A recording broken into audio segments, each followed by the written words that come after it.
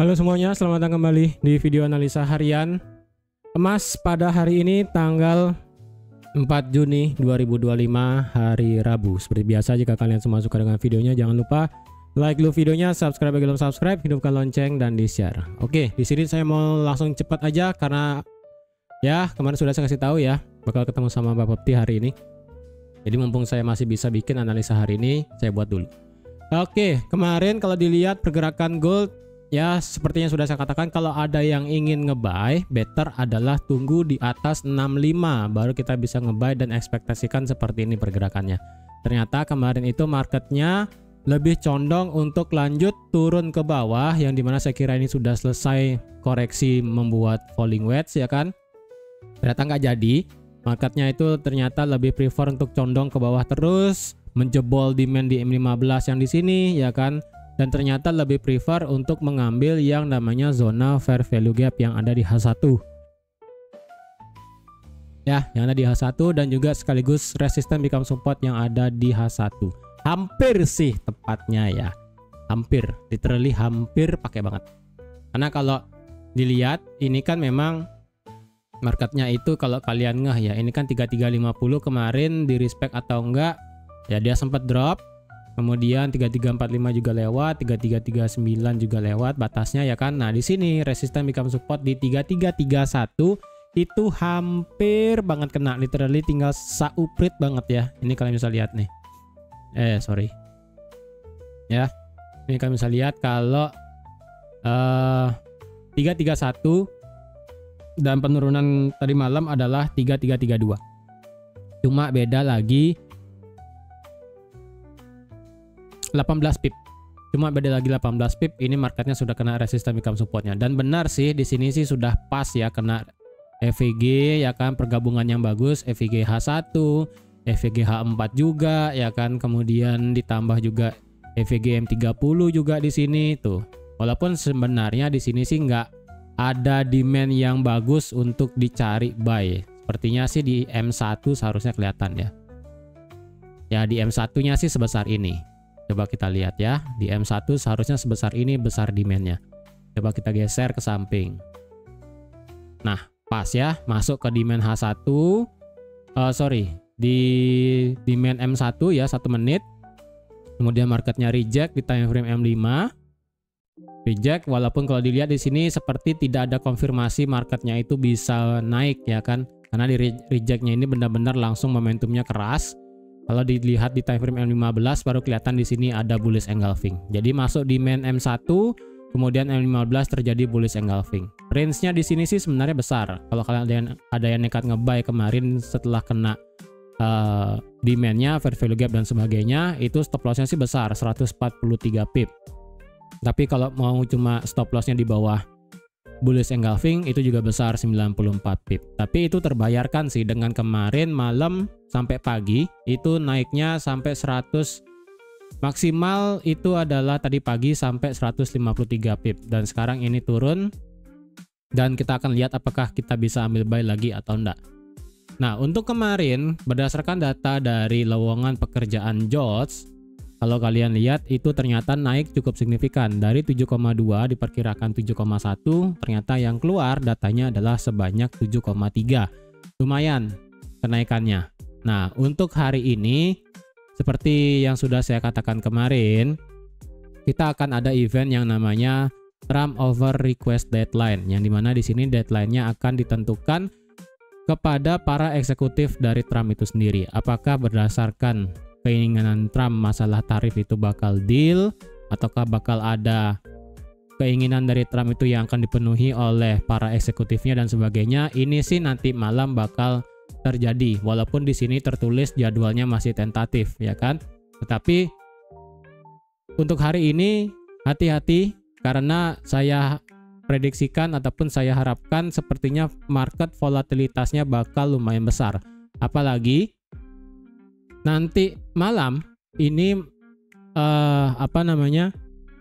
tarif untuk baja itu akan diberlakukan. Ya, sekarang ini kan di Indonesia, lebih tepatnya di Bali, ini kan jam 9 WITA. Jadi kalau di Amerika itu kan bedanya pas banget 12 jam. Berarti di Amerika sekarang ini masih tanggal 3 Juni jam 9 malam. Nah, pemberlakuan tarif baja nanti adalah tanggal 4 Juni jam 12 lewat 1 menit dini hari waktu Amerika. Berarti di Indonesia adalah kalau di Bali itu di jam 12 siang lewat 1 menit. Kalau di bagian barat berarti jam 11. Ya, jam 11 lewat 1 menit.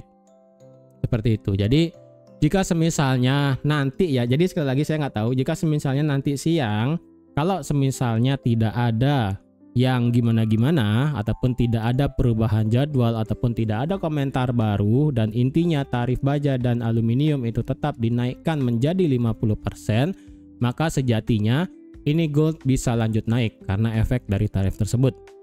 Tetapi semisalnya ada tiba-tiba ide dari Trump atau enggak dari White House ataupun dari siapapun itu yang membicarakan masalah tarif baja dan aluminium yang kira-kira di pause lagi, itu bakal ngedrop lagi otomatis XAU-nya. Dan ditambah semisalnya ketika pengumuman ataupun pemberlakuan dari tarif baja itu dinaikkan menjadi 50 plus dari Trump overnya di sini mendapat deal, berarti otomatis ini bakal luar biasa volatilitasnya untuk market emas.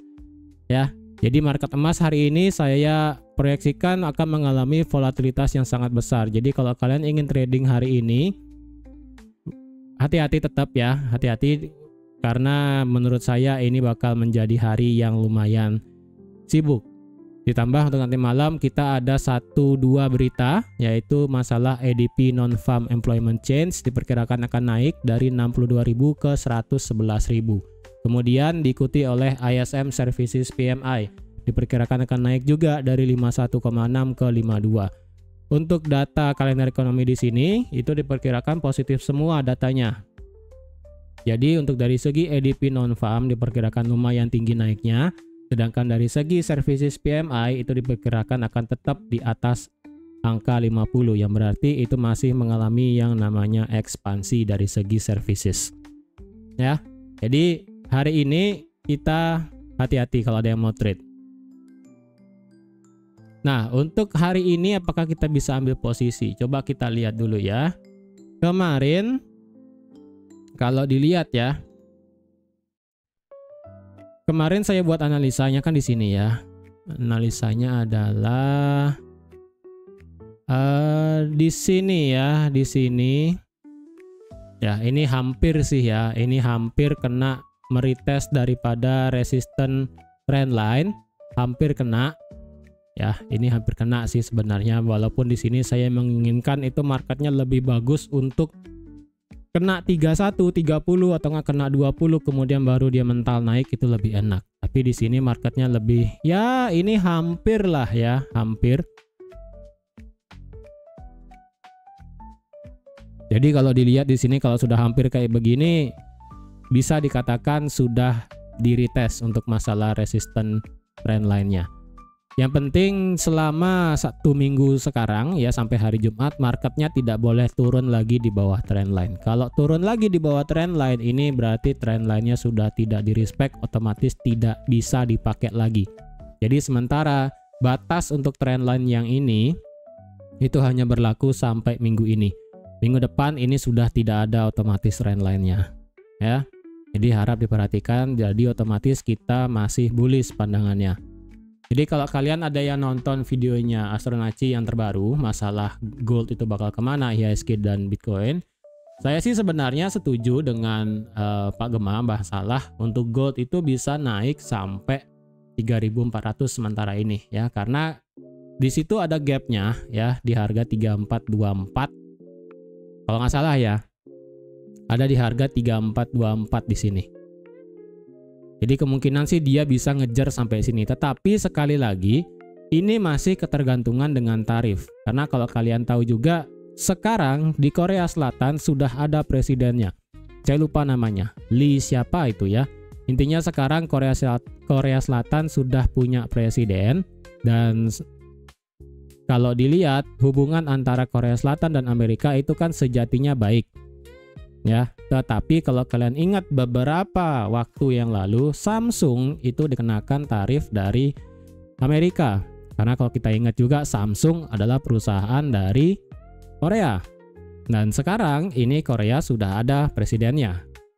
Kita nggak tahu apakah dengan sudah adanya presiden di Korea Selatan, Trump mungkin ngide kayak ya udah, perusahaan besar seperti LG misalnya, atau enggak Samsung, atau enggak apapun itu yang dari Korea Selatan, atau enggak semisalnya perusahaan masalah LCD, atau enggak layar, atau enggak apapun itu selain smartphone ya kan, dikenakan tarif, ya itu bakal pasti ada reaksi dari kepala negara ya kan, tentang tarif. Misalnya kalau ada hal seperti itu. Kalau ada seperti itu ya pasti bakal berguncang lagi marketnya. Itu. Jadi otomatis kalau semisalnya Trump melihat Korea Selatan sebagai pesaingnya kayak yang ada di Cina gitu kan, ya itu bisa memberikan market emas ya naik lagi karena masalah kekhawatiran tarif yang masih belum jelas gitu kan. Jadi anything can happen ya, masalah tarif ini sekali lagi karena emas sangat luar biasa sensitif dengan tarif saat ini. Sekali lagi, adapun berita baik masalah tarif ini bakal didorong turun. Kalau ada berita tarif yang tidak jelas ataupun adanya tarif kembali lagi dinaikkan ataupun dan sebagainya, itu bakal membawa ini naik. As simple as that. Makanya kalau kalian lihat para hedge fund sekali lagi dan spekulator besar itu tidak mau masuk ke dalam market. Karena berita masalah tarif itu walaupun sudah basi ya, bukan masalah basi ataupun sudah tidak berlaku, market yang terlalu diombang-ambing, terlalu volatile karena suatu berita yang tidak pasti, orang-orang besar itu memilih buat minggir. Jadi saya ingatkan sekali lagi ya, kondisi arus yang sedang ekstrim seperti ini ya, kadang dia arusnya tenang, kadang dia langsung ada naik, ekstrim turun dan sebagainya, itu membawa masalah sebenarnya ya. Jadi saya sampaikan sekali lagi, harap berhati-hati. Oke, untuk dilihat hari Senin, kalau dilihat secara indikator, RSI masih flat banget, dia tidak mau di atas 60 secara daily. Untuk masalah stokastik, ini sedang menjadi titik penting pada hari ini, karena kalau hari ini marketnya benar-benar masuk ke zona overbought secara stokastik, ini sekarang ada di angka 80 dan 84. Jadi kalau ini nanti bakal naik ke zona overbought condition, ini bakal menjadi suatu trigger bahwa marketnya bakal bisa lagi untuk naik. Walaupun di sini secara RSI-nya masih flat di bawah 60, tetapi trigger pertama dari segi stokastik ini harus sudah keduanya masuk zona overbought condition. Ya. Itu dari segi daily. Dari segi daily ini memang tidak ada bentukan gimana-gimana. Dari segi daily kalau dilihat secara candle ini memang candle retracement. Gede banget juga enggak, kecil banget juga enggak. Ini merupakan candle yang ya bisa dikatakan cukup normal, yaitu sejauh 591 pip. Ini merupakan candle yang cukup normal dari segi daily. Kemudian dari segi H4 kalau dilihat stokastik dan RSI-nya sudah sama-sama muter, sudah selesai muternya. RSI sudah turun di bawah 60 dan sekarang OTW lagi naik ke atas 60. Kemudian yang stokastik ini tinggal nge-cross aja balik lagi naik ke atas, dan kemungkinan jika ini semuanya menghadap ke atas, harga emas pasti naik di atas 65. Ini bakal naik di atas 65, otomatis kita bisa lanjut untuk melihat adanya kenaikan di XAU USD. Dan target sampai mana? Kalau dilihat ya, berdasarkan swing yang terakhir, ini kan swingnya ya, ini adalah swing high, ini adalah swing low terakhir yang ada di H4. Oke, berarti kan marketnya sudah membuat yang namanya change of character versi swing gede ya kan, ini sudah di break soalnya. Jadi kalau dicari dengan menggunakan Fibonacci dari menggunakan swing yang H4 yang besar, berarti dari sini dari 3365 sampai 3245, market ini kemarin hampir kena di 1272 Fibonacci di harga 3398. Kemudian di 3440 ini adalah 1618. Jadi ini adalah supply yang cukup besar dari segi time frame H4. Walaupun di sini tidak kelihatan ada supply daily, tapi dari segi H4 ini bisa saya katakan sebagai supply yang besar. Supply all time high dari 3445 atau enggak dari 3450 sampai 3500. Memang itu besar sekali, jadi harap hati-hati. Jadi ada kecenderungannya marketnya itu bisa naik sampai tinggi sampai sana. Tapi itu kan masih jauh sekali. Paling make sense adalah kalau semisalnya naik di atas 3400 berarti marketnya bisa buat nutup gap di harga 3424. Ya. Itu target paling lumayan tinggi sampai paling atas. Dan kalau berdasarkan Fibo yang sekarang berlaku, semisalnya memang ini koreksinya sudah selesai ya. Ingat, swing yang sudah terjadi di sini, ini marketnya sudah ngelewatin 38,2 dan hampir kena 50%. Dan ini sudah bisa saya katakan marketnya sudah sehat untuk melakukan retracement. Ini tinggal naik doang ini. Jadi kalau semisalnya nih memang nanti marketnya break di atas titik 0 Fibonacci-nya di harga 3392, maka proyeksi terdekat untuk masalah kenaikan extension adalah kalian bisa lihat sampai ke 3424, yang dimana ini adalah 1618 versi swing pendek yang baru terjadi hari ini. Tidak hari ini sih, kemarin lebih tepatnya ya, kemarin. Sampai ke 3428. Jadi bisa aja berarti marketnya potensialnya buat nutup gap sampai sini. Oke, potensialnya sampai sana. Tetapi dengan syarat sekali lagi 3392 yaitu titik nolnya yang tadi itu harus di break. Maka bakal kelihatan naik sampai ke 3400 dan bakal naik lagi sampai ke 3420, 28, 24 sampai 3430.